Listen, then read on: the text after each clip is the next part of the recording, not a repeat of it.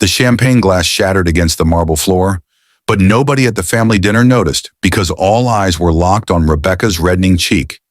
The handprint her arrogant husband had just left there still burning. Tyler Harrison had never hit her before, not in 5 years of marriage. Yet tonight something in him snapped when she questioned why his phone kept buzzing during the toast. His mother leaned forward across the table, her pearl necklace catching the candlelight, a smile creeping across her face that made Rebecca's stomach turn. "About time someone put her in her place," Eleanor whispered loud enough for everyone to hear, and the 12 family members sitting around that mahogany table didn't gasp. They nodded. Rebecca's 6-month pregnant belly pressed against the table's edge as Tyler stood, his chair scraping backward with violence that promised more to come. "You want to embarrass me?" he hissed, grabbing her arm with fingers that would leave bruises shaped like his contempt, dragging her toward the foyer while snowflakes battered the windows outside like witnesses desperate to get in. She stumbled in her heels, one hand protecting her unborn baby, the other reaching for the doorframe. But Tyler's strength, fueled by years of entitlement his family had fed him, proved too much. The front door flew open, December wind rushing in with teeth made of ice, and Rebecca saw the snow piling up on the driveway where her husband was about to throw her like garbage. "Tyler, please," she whispered, hating herself for begging. But he wasn't listening because someone was coming down the stairs behind them, someone whose perfume Rebecca recognized from Tyler's shirts. The mistress appeared at the landing, designer luggage in both hands, pieces Rebecca had bought with her own money, saved from the job she'd worked before Tyler convinced her to quit. "These are mine now," Vanessa announced, descending with the confidence of a woman who'd already won, her red dress deliberate, the same shade Eleanor wore, a detail that told Rebecca this had been planned. Tyler shoved her through the doorway, her body hitting the freezing air like a slap to her entire being, her thin dinner dress offering no protection against the storm that had been brewing for hours. Behind her, Eleanor's laughter mixed with the wind, a sound that would echo in Rebecca's memory during every decision she made from this moment forward. Vanessa threw the first suitcase, and it exploded against the snow-covered driveway, spilling clothes that represented 5 years of a life Rebecca had thought was real. The second suitcase followed, then the third, each one a punctuation mark ending a sentence Rebecca hadn't known she was writing. She fell to her knees in the snow, the cold seeping through her dress and into her bones, her hands cradling her pregnant belly, while her mind did something unexpected. It stopped breaking and started calculating. The dinner party inside resumed. Someone turned the music up, and through the window Rebecca could see them raising their glasses, celebrating something she didn't understand yet. But what they didn't see was Rebecca's hand reaching into the snow, finding her phone in her small clutch that had fallen, the screen lighting up with a single contact name that none of them knew existed. Dad. Emergency only. Her finger hovered over the call button while headlights appeared at the end of the long driveway, cutting through the snowstorm like searchlights hunting for truth. Tyler stood in the doorway with Vanessa wrapped around his arm, both of them watching Rebecca freeze in their driveway, completely unaware that the pregnant wife kneeling in the snow had spent 5 years hiding something that would destroy them. What was the phone number Rebecca had never called before? Who was arriving in those cars that seemed to know exactly where to find her? And why did Rebecca's tears suddenly stop falling as she stood up in that snow, her hand pressed against her belly, a smile crossing her frozen lips that promised Tyler Harrison's life was about to change in ways his arrogant mind couldn't possibly comprehend? Dear viewers, this story reveals the hidden truth about how abuse operates in wealthy families and why silence can be the most powerful weapon. You'll discover how to recognize manipulation, to document evidence safely, and understand that leaving abusive situations requires strategic planning, not just courage. Rebecca's journey will teach you that people who underestimate you give you tactical advantage, and that justice, though delayed, arrives with precision when you prepare properly. What lessons did you take from this story? If you were Rebecca, what would you have done differently? Drop your thoughts in the comments below and subscribe for more captivating stories that educate, inspire, and empower you to navigate life's toughest challenges. The Harrison family estate sparkled with the kind of wealth that whispered rather than shouted, But tonight the silence shattered, along with Rebecca's sense of safety. She'd spent 3 hours preparing for this dinner, choosing the emerald dress that matched Tyler's eyes back when those eyes had looked at her with something resembling love, curling her hair the way Eleanor preferred, even practicing conversation topics that wouldn't bore Tyler's insufferable cousins. The effort felt pathetic now, sitting at this table with 12 pairs of eyes watching her husband's hand connect with her face. The sting came first, sharp and immediate, but the shock arrived slower, a wave of disbelief that someone who'd once promised to protect her had just struck her while she was carrying his child. Tyler's palm had caught her cheekbone perfectly. Aura, the kind of hit that would bruise purple by morning, a mark she'd have to explain or hide. But explanations died in her throat as she watched his expression, searching for remorse or horror or anything human, finding only cold satisfaction. "You embarrassed me," Tyler said, his voice low and controlled, the tone he used in business meetings when someone challenged his authority. His phone lay face up on the table between them, still buzzing with the text message Rebecca had glimpsed before he'd reacted. "Can't wait for her to be gone. Tonight, right? V." Eleanor Harrison set her wineglass down with deliberate precision, the crystal stem catching light from the chandelier Tyler's grandmother had imported from Vienna, a detail Eleanor mentioned at every dinner party. "A wife should know when to keep quiet," Eleanor announced, her words carrying across the table like a judge's verdict, and Rebecca watched Tyler's cousins nod in agreement, watched his sister Patricia smirk into her napkin, watched his father Donald continue cutting his steak as if violence at the dinner table was merely an interruption to his meal. Rebecca's hand moved instinctively to her belly, where her daughter, she'd learned the gender yesterday but hadn't told Tyler yet, kicked hard against her palm, as if the baby could sense danger approaching. 6 months pregnant, and she'd started noticing things she'd ignored for years, how Tyler's family treated service staff like furniture, how Eleanor's advice was actually commands designed to reshape Rebecca into something more acceptable, how the Harrison wealth came with strings that strangled slowly. "Get up," Tyler commanded, standing so abruptly his chair tipped backward, caught by Patricia's husband before it could crash to the floor. Because God forbid the Harrisons look clumsy even during domestic violence. His fingers closed around Rebecca's upper arm, pressure building where bruises would bloom in the shape of his fingerprints, and she tried to stand gracefully despite the weight of her pregnancy and the dizziness from the slap still radiating through her skull. The walk from the dining room to the foyer stretched impossibly long, past family photos documenting Harrison achievements dating back 4 generations, past the Steinway piano Tyler's mother played to impress guests, past the antique mirror where Rebecca caught her reflection and barely recognized the woman staring back. Her cheek blazed red against her pale skin, her carefully applied makeup smeared by tears she hadn't realized were falling, her emerald dress suddenly looking like costume jewelry pretending to be precious. Behind them, conversation resumed at the dinner table. Someone laughed at a joke Rebecca couldn't hear, the sound of normalcy continuing while her world collapsed. A detail she'd remember later when her father's lawyers asked for specifics. Tyler kept pulling her forward, his grip tightening each time she stumbled, and Rebecca's mind did something strange. It split. Part of her remained terrified and humiliated, the pregnant wife being dragged toward a door that led to a snowstorm. But another part, a part she'd been nurturing in secret for 8 months, started cataloging evidence. The bruises forming, the witnesses who watched without intervening, the premeditation suggested by that text message. The front door loomed ahead, its brass handle gleaming like a promise of cold that would shock her system. Through the door's side windows, Rebecca could see snow falling so heavily it erased the driveway's edges, the kind of storm that trapped people in places they didn't want to be, that made roads impassable and decisions irrevocable. December in Connecticut had never felt more hostile. Then she heard it, heels clicking on the marble staircase behind them, a sound that made Tyler's grip on her arm loosen slightly, made Eleanor's delighted gasp echo from the dining room, made Rebecca's stomach drop even as her mind continued its cold calculations. Someone was descending those stairs carrying something that would hurt worse than any slap.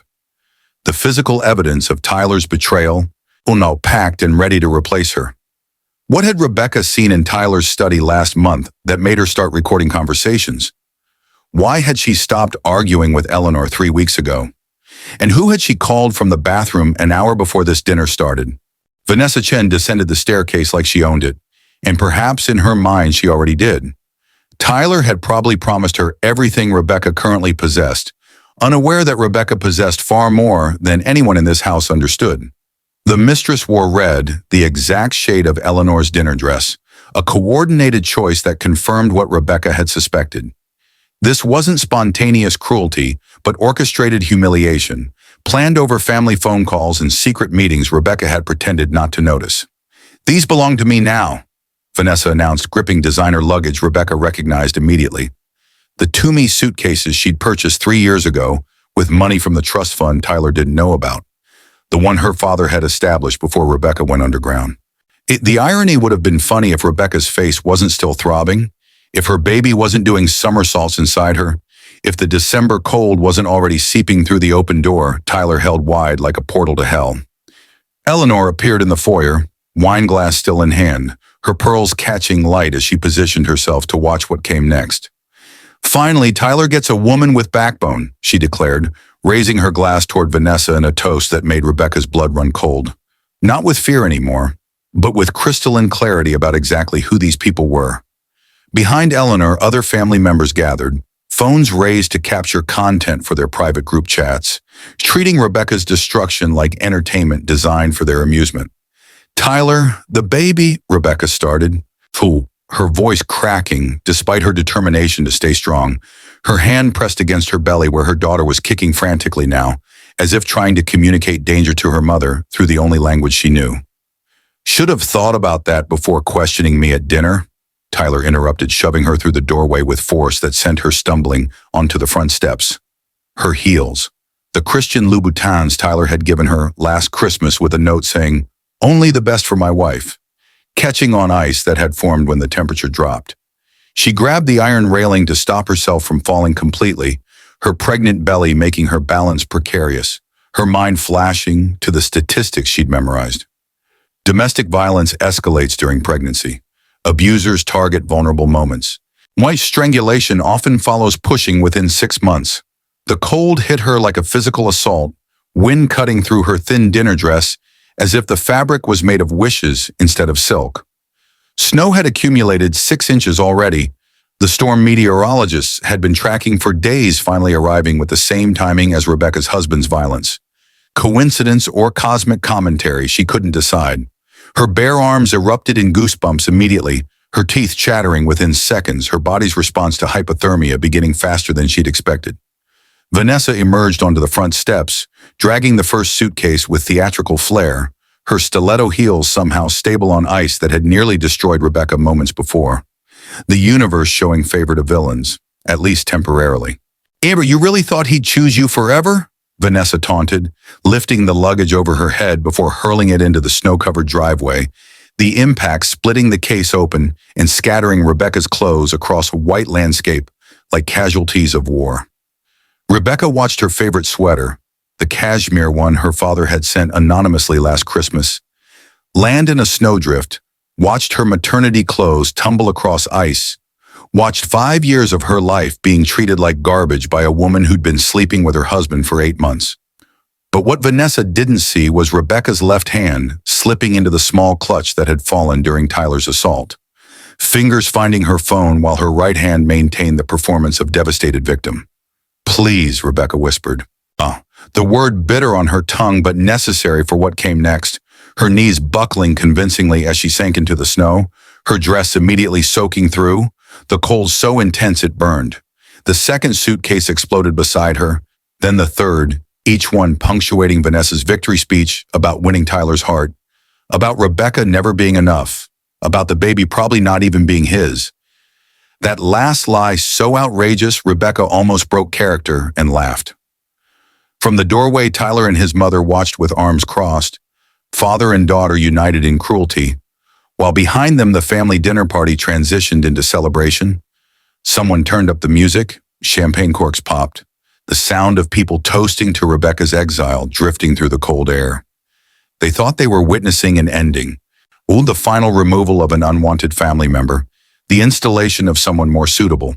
But Rebecca's finger was already pressing the emergency contact, the call connecting as she looked up through falling snow at the house she'd pretended to call home.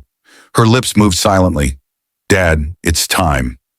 And somewhere in Manhattan, in a penthouse office where real power resided, James Montgomery, trillionaire tech magnate whose daughter had disappeared into a middle-class marriage 5 years ago, heard those words and made a single phone call that activated legal mechanisms Tyler's small mind couldn't comprehend. Headlights appeared at the end of the driveway, cutting through the snowstorm with purpose, and Rebecca's tears finally stopped falling. Why had James Montgomery allowed his daughter to suffer for 5 years? What had Rebecca discovered about Tyler that required such elaborate setup? And what was in those vehicles approaching through the blizzard that made Rebecca smile despite kneeling in snow while 6 months pregnant? The vehicles materialized through the snowstorm like ships emerging from fog. 3 black SUVs with tinted windows that reflected the Harrison Mansion's exterior lights. Their approach silent except for the crunch of expensive tires compacting fresh snow. Rebecca remained kneeling in the driveway, her dress now completely soaked, her body shaking from cold that had moved past uncomfortable into genuinely dangerous. But her eyes tracked those vehicles with an expression Tyler would later describe to police as unnervingly calm for someone who'd just been assaulted.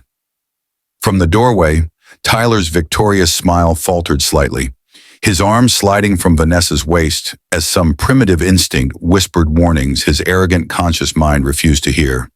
"Who the hell?" he started, but Eleanor cut him off with a dismissive wave, her wine still steady in her other hand.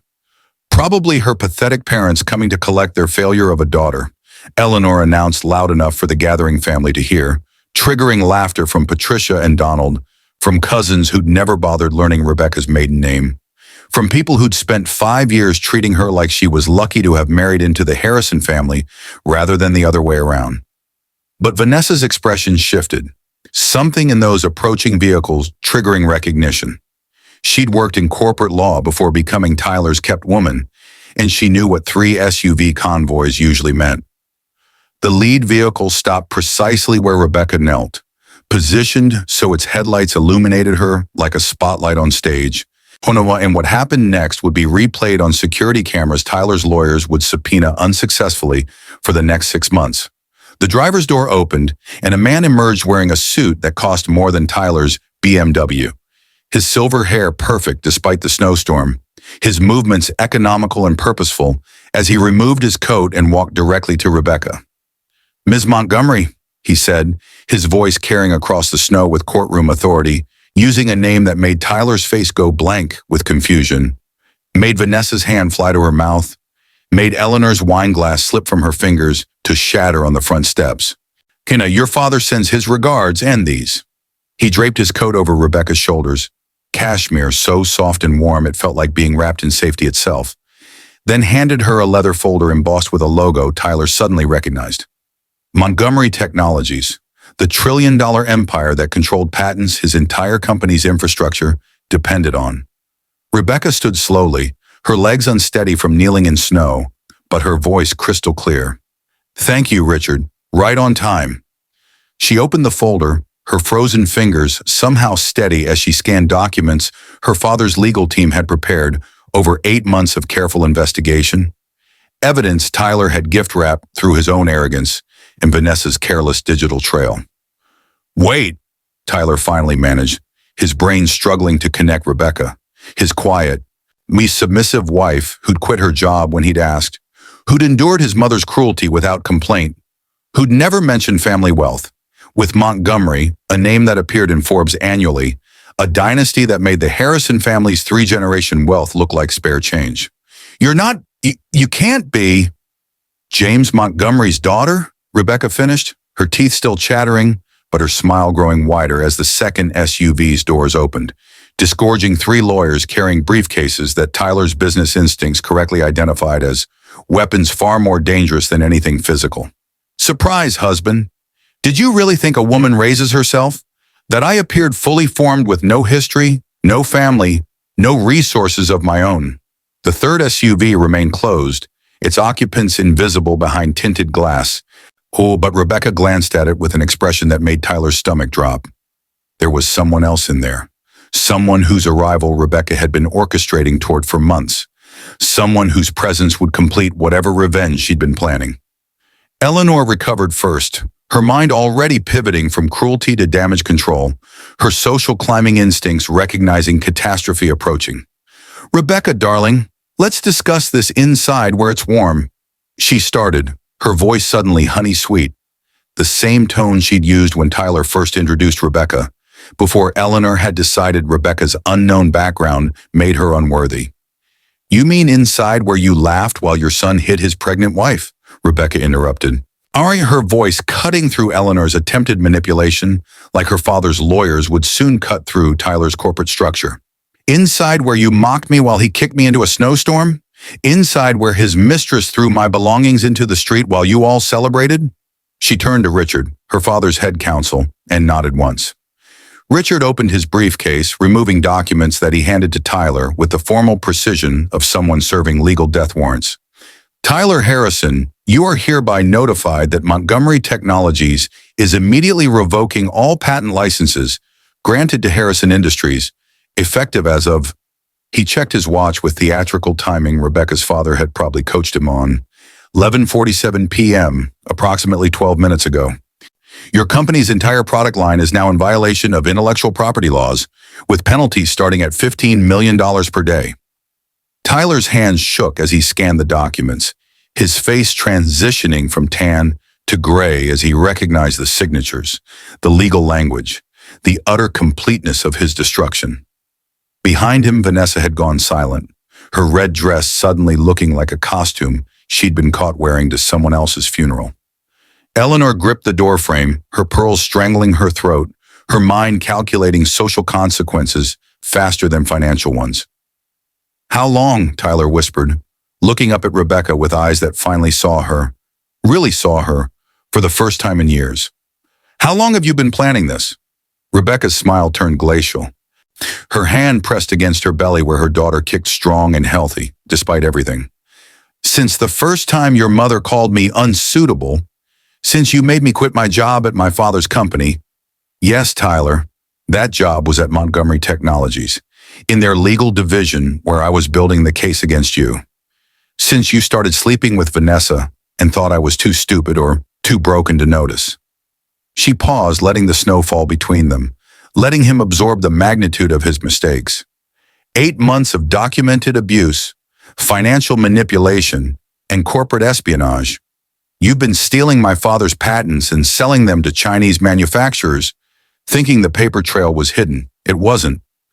The third SUV's door finally opened, and Rebecca's father emerged, James Montgomery himself, the man whose face appeared on CNBC, whose decisions moved markets, whose daughter had gone undercover in a middle-class marriage to help the FBI build a case against corporate espionage that Tyler had walked into like a rat finding cheese in a trap.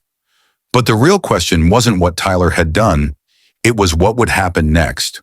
When Rebecca's father reached the doorway, where his pregnant daughter stood shivering, when Eleanor realized she'd been mocking a trillionaire's heir, when Vanessa understood the man she'd seduced was about to lose everything, including his freedom, James Montgomery moved through the snowstorm like winter itself parted for him, his presence commanding attention without effort, his expression carefully neutral in the way powerful men master when they're about to destroy someone completely. He reached Rebecca in 4 strides, his hands gentle as he steadied her shaking frame, his eyes scanning her reddened cheek with a father's rage contained only by years of corporate discipline and the knowledge that legal vengeance would hurt Tyler far worse than physical retaliation ever could. "Baby girl," he whispered, his voice cracking on words only Rebecca could hear, pulling her against him while Richard draped a thermal blanket over her shoulders. "You did so well. It's over now." Behind them, the legal team assembled in formation, their presence transforming the Harrison driveway into an impromptu courtroom where Tyler's judgment had already been decided, where Eleanor's social status was evaporating like snow on warm pavement, where Vanessa's complicity in corporate espionage was about to become a federal case. Tyler stood frozen in the doorway, his mind finally processing what Rebecca had done. The quiet wife who'd endured his cruelty had been gathering evidence, wearing recording devices to family dinners, documenting every patent violation his company committed, building a case so airtight his lawyers would later advise immediate settlement rather than face trial. "You wore a wire," he said stupidly, stating the obvious because his brain couldn't handle the larger implications. He couldn't reconcile the broken woman he'd kicked into snow with the strategic genius who'd orchestrated his complete destruction. "For 8 months," Rebecca confirmed, her voice stronger now that her father's arms surrounded her, now that warmth was returning to her frozen limbs, now that the performance of helpless victim could finally end.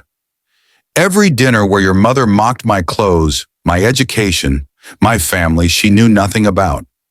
Every conversation where you discussed stealing my father's patents with Vanessa, thinking I was too pregnant and stupid to understand corporate law. Every text message planning tonight's humiliation. Yes, Tyler, I've had access to your phone for 6 months, the same phone you left unlocked because you never thought I was smart enough to be a threat."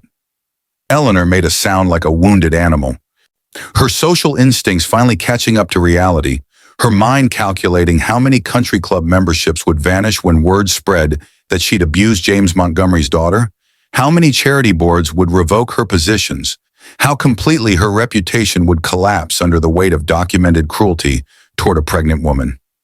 "We didn't know," she tried, her voice desperate, her pearls suddenly looking like a noose.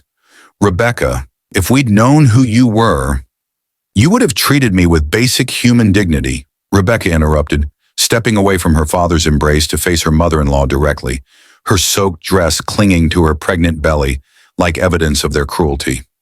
"That's your defense, Eleanor? That you only abuse people you think are beneath you? No, that violence is acceptable as long as the victim isn't connected to someone powerful?" She laughed, the sound bitter and clear. "My father wanted to pull me out after 3 months. I begged him to let me stay, to let me gather enough evidence to protect other women from families like yours, to document how abuse operates in wealthy households where everyone pretends not to see." Richard stepped forward, handing additional documents to Vanessa, whose red dress now seemed to mock her instead of celebrate her victory. "Ms. Chen, you are hereby notified that your involvement in corporate espionage, specifically your role in facilitating the theft and sale of proprietary technology to foreign entities, has been referred to the FBI's White-Collar Crime Division. Agents will arrive at your residence at 6 a.m. to execute search warrants for your electronic devices." Vanessa's knees buckled, her hand reaching for Tyler's arm, but he stepped away from her, the first smart move he'd made all night, distancing himself from a sinking ship even as his own vessel burned. From inside the house, Tyler's family watched through windows, their phones now recording their own destruction instead of Rebecca's, their faces pale as they realized every person at that dinner table had been captured on camera, committing what their lawyers would later argue was conspiracy to commit assault, aiding and abetting domestic violence. And in Patricia's case, since she'd suggested Tyler get rid of the baby problem permanently, solicitation of murder. The FBI agents in the third SUV would collect those phones within the hour, preserving evidence before anyone could delete their complicity. "The house," Tyler said suddenly, grasping at anything solid as his world liquefied. "This house is mine, my family's for 3 generations. Was purchased with a loan from Montgomery Capital," James Montgomery interrupted, speaking directly to Tyler for the first time, his voice carrying the weight of mountains moving.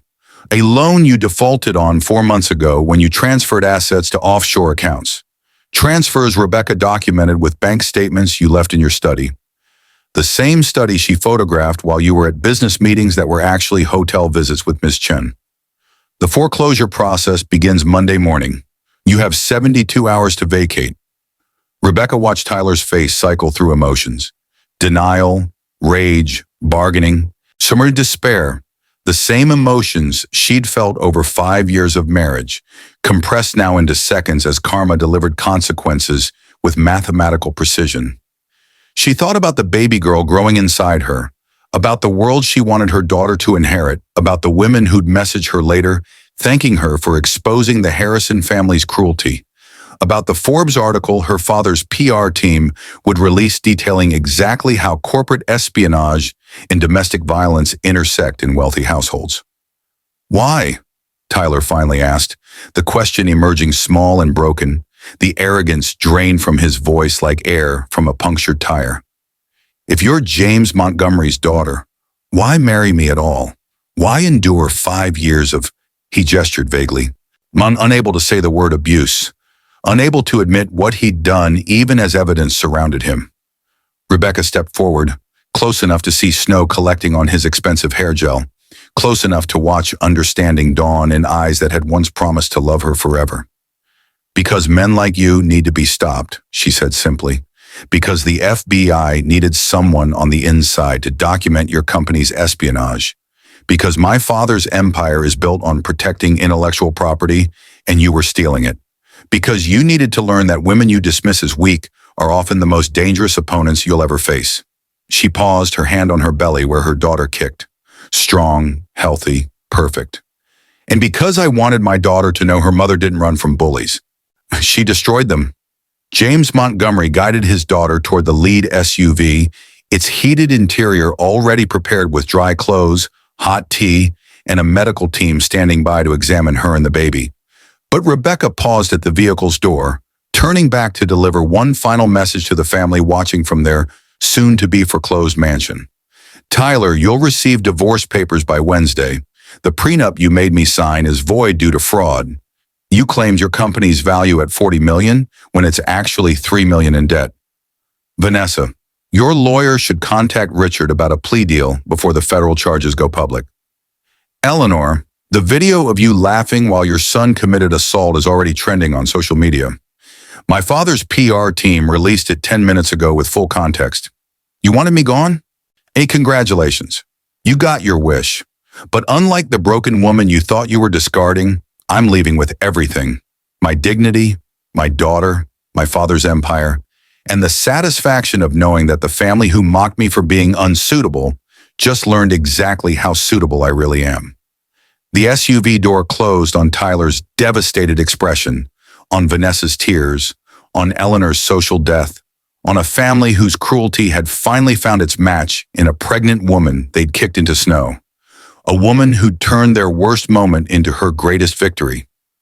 As the convoy pulled away, Rebecca leaned against her father's shoulder, exhausted and triumphant, her phone already buzzing with messages from women's advocacy groups requesting interviews, from prosecutors wanting testimony, from journalists asking for the full story.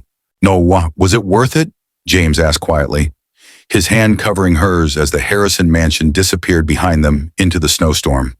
5 years undercover, the abuse, the risk to you and my granddaughter? Rebecca smiled, her free hand pressed against her belly where her daughter rolled and kicked, blissfully unaware of the war her mother had just won. Ask me again when Tyler's mugshot appears on CNBC, she said. When other women see that wealthy abusers face consequences. When my daughter is old enough to understand that her mother didn't just escape, she fought back. The snow continued falling as they drove toward Manhattan, toward warmth and safety and justice, leaving behind a family whose arrogance had written checks their cruelty couldn't cash, whose mockery of a pregnant woman had cost them everything they valued, whose story would become legend in boardrooms and courtrooms as a cautionary tale. Never underestimate the quiet ones, especially when they're smiling through tears, especially when they're kneeling in snow, especially when they're carrying the next generation of women who will refuse to kneel at all. The Manhattan penthouse overlooks Central Park. Autumn leaves painting the landscape in shades Rebecca had learned to appreciate after years of forced winters in Connecticut. Her daughter, Maya Montgomery, Rebecca had reclaimed her maiden name the day the divorce finalized, sat on the carpet surrounded by building blocks, her 3-year-old hands constructing towers with the same strategic precision her mother had used to dismantle Tyler Harrison's empire. "Mama, look!" Maya called, her voice bright with accomplishment as her tower reached impressive heights, and Rebecca smiled from the sofa where she reviewed the latest reports from the Rebecca Montgomery Foundation, an organization she'd established 18 months ago specifically to help abuse survivors document evidence, secure legal representation, and rebuild their lives after escaping dangerous relationships. Her phone buzzed with a news alert she'd been waiting for. Tyler Harrison sentenced to 12 years federal prison for corporate espionage, wire fraud. The accompanying photo showed him in an orange jumpsuit, his once arrogant expression replaced by the hollow exhaustion of someone who'd spent 3 years watching everything collapse. His company liquidated, his family's reputation destroyed, his mother Eleanor now living in a modest apartment in Queens after losing everything in civil lawsuits from the women's groups Rebecca had connected with her story. Vanessa Chen had taken a plea deal, serving 18 months and providing testimony that sealed Tyler's fate. Her legal career permanently ended, her red dress from that infamous Night Now evidence in a federal courtroom. Patricia Harrison faced her own charges for her role in the conspiracy, and Donald Harrison had suffered a massive heart attack when the FBI seized his assets. He survived, but the man who'd calmly cut his steak while his son abused a pregnant woman now required round-the-clock care he could barely afford. Rebecca's father entered from the kitchen carrying Maya's favorite snack, his relationship with his granddaughter everything he'd missed during Rebecca's 5-year undercover operation. Though he'd never regret supporting her mission, the sacrifice of those years haunted him still. The Forbes interview published, James announced, setting his tablet on the coffee table where Rebecca could see the headline, "How One Woman's 5-Year Undercover Operation Exposed Corporate Espionage and Domestic Abuse in Elite Circles." "They're calling you a hero," he added, settling into his chair with the contentment of a man who'd watched justice prevail against odds many had called impossible. Rebecca scanned the article, which detailed not just her story but the ripple effects. 43 women had come forward after seeing Rebecca's testimony, leading to 17 additional arrests of wealthy abusers who thought their status made them untouchable. The Harrison case had changed how prosecutors approached domestic violence in affluent households, had inspired new legislation requiring mandatory reporting by family members who witnessed abuse. He had shifted cultural conversation about what courage really looked like. Her phone rang with a FaceTime request from someone whose name made Rebecca's smile genuine. Dr. Sarah Chen, the therapist who'd helped her process trauma while maintaining the emotional control necessary to complete her mission. They'd become close friends. Sarah now serving on the foundation's board and providing counsel to survivors navigating their own escape plans. "Did you see the sentencing?" Sarah asked, her face appearing on the screen with the kind of joy that came from watching karmic justice delivered through legal channels. "Just now," Rebecca confirmed, glancing at Maya, who'd abandoned her blocks to climb onto the sofa beside her mother, curious about the conversation. 12 years. He'll be 53 when he gets out, unemployable. His legacy permanently destroyed by his own choices. "And Eleanor?" Sarah asked, though she already knew. The foundation tracked all the Harrison family members to ensure they never hurt anyone again. Working as a receptionist at a dental office in Queens, her country club memberships revoked, her charity board positions eliminated, her social circle evaporated. Rebecca recounted without satisfaction or cruelty, just factual acknowledgement that consequences had arrived. She sends letters sometimes, apologizing, claiming she didn't understand what Tyler was doing. I don't respond. Some people only learn empathy after losing everything, and even then, the lesson doesn't always take. Maya tugged her mother's sleeve, her innocent eyes questioning why Mama looked sad when talking about the phone. Rebecca lifted her daughter onto her lap, and breathing in the scent of her shampoo, lavender and hope, and remembered the night she'd knelt in snow protecting this exact life growing inside her. "Sweetie, Mama's not sad," Rebecca assured her, kissing Maya's forehead. "Mama's remembering how strong she had to be to keep you safe and how much she loves you." "Strong like Grandpa?" Maya asked, pointing at James, who pretended to flex his muscles, making his granddaughter giggle with delight. "Stronger," James answered seriously, his eyes meeting Rebecca's with pride that made her throat tight. "Your mama is the strongest person I know, and someday when you're older, she'll tell you the whole story about how she protected you before you were even born." Sarah ended the call with promises to meet for dinner next week, and Rebecca returned to the Forbes article. Reading testimonials from women the foundation had helped. Single mothers who'd escaped with their children, professionals who'd documented workplace harassment, teenagers who'd found courage to report family abuse after hearing Rebecca's story. The number staggered her. Over 2,000 women in 3 years, each one a life redirected from danger toward possibility. Her laptop chimed with an email from the publisher who'd been courting her for 18 months. "Rebecca, the advance is now $2.3 million for your memoir. We believe your story can help millions more women worldwide. Please consider our offer. She'd been hesitating, uncertain whether reliving those 5 years in manuscript form would re-traumatize her or provide catharsis. But watching Maya build towers that would inevitably fall and be rebuilt stronger made Rebecca's decision crystallize. She'd write the book. Not for money, her father's empire had made her independently wealthy regardless. But because silence had protected Tyler for too long, because other women deserved roadmaps for their own escapes, because Maya would someday ask why Mama's cheek was slightly asymmetrical where Tyler's slap had caused permanent nerve damage, and Rebecca wanted her daughter to read about strength instead of just hearing about survival. The Foundation's latest project excited her most, a partnership with the FBI to train agents in recognizing corporate espionage linked to domestic control, teaching investigators that men who abuse patents often abuse people, and that the same entitlement driving business fraud frequently manifested in violence against intimate partners. Tyler's case had become the textbook example, studied in law schools and FBI training facilities as a masterclass in how victims could become the most effective investigators when given proper resources and support. Rebecca's phone buzzed again, this time with a message from someone unexpected. Patricia Harrison, Tyler's sister, who'd smirked into her napkin that terrible night. I testified against him. I know it doesn't fix what I did, what I didn't do. My therapist says I need to take accountability. You were right about our family. I'm sorry I didn't see it until everything collapsed. I don't expect forgiveness, just wanted you to know some of us are trying to change.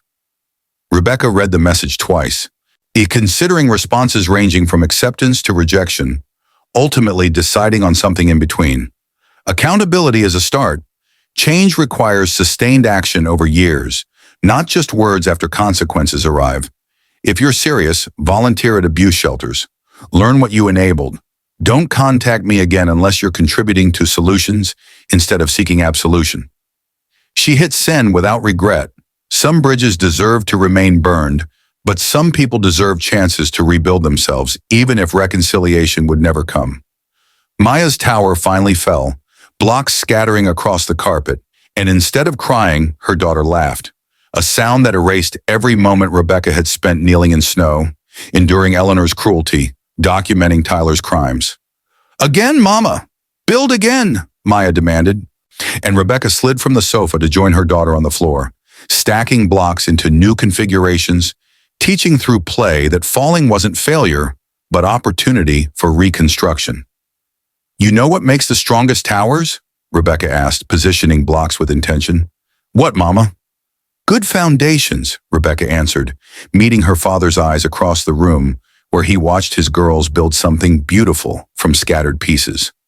And patience, and knowing exactly where each piece belongs before you start stacking. Maya absorbed this wisdom with 3-year-old seriousness, her small hands careful now as she placed blocks according to her mother's guidance. And Rebecca saw the future. Her daughter growing up knowing women didn't kneel for men who demanded submission, in a knowing strength sometimes looked like strategic retreat, knowing that the most powerful revenge was building a life so magnificent it made your enemy's cruelty look microscopic by comparison. The sun set over Central Park, painting the penthouse in golden light that felt nothing like the cold winter night 3 years ago, when everything had shattered and rebuilt simultaneously. Rebecca's phone remained silent now, the day's communications complete, but the Foundation's hotline downstairs was already routing calls to counselors, attorneys, and investigators, the machinery Rebecca had built from her own trauma, now protecting countless others from similar fates. Tyler Harrison would spend the next 12 years in a cell learning what powerlessness felt like, what it meant to be controlled and dismissed and treated as less than human.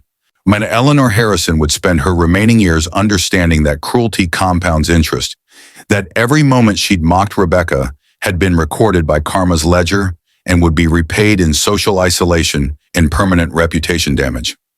Vanessa Chen would carry a federal conviction that closed every door ambition had once opened, a scarlet letter for the digital age that no amount of apology could erase. But Rebecca Montgomery would spend her years raising Maya in penthouse sunlight, running a foundation that had already saved thousands, writing a memoir that would inspire millions, and building towers with her daughter. Each block placed deliberately, each structure stronger than the last.